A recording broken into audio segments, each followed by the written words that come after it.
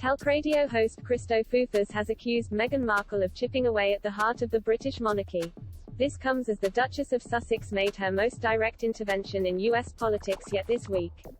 She wrote a 1,000-word letter to leaders in the US Congress urging them not to compromise on plans to extend paid family leave. Discussing the plans, Christo Foufas said, within their royal roles that are not royal, they are calling for certain changes to paid leave. Talk Radio's royal correspondent Rupert Bell explained, Meghan has always seen herself as having a political future.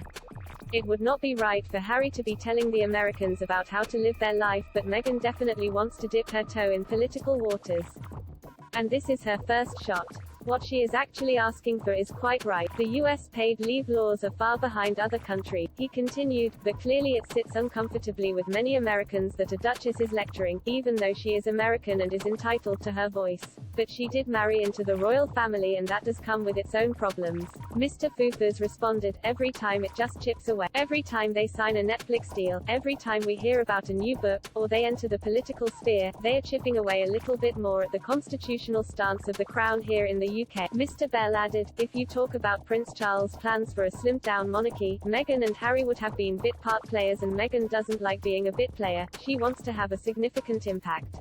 In the royal family, she would have just been an extra, and that's not what she wanted in her life. It gives them the opportunity to sign whatever deals they like. But as you say, they are signing these deals because of who they are, not necessarily because of what they have achieved. The Duchess' political intervention comes as Democrats are involved in heated negotiations on priorities in a budget reconciliation bill. Meghan also won supporters from prominent U.S. political leaders, including the former Secretary of State Hillary Clinton. In the letter, the Duchess admitted she had felt overwhelmed by the arrival of her daughter, Lilibet, in June.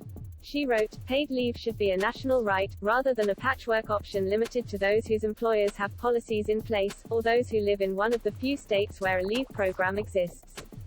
If we're going to create a new era of family-first policies, let's make sure that includes a strong paid leave program for every American that's guaranteed, accessible, and encouraged without stigma or penalty.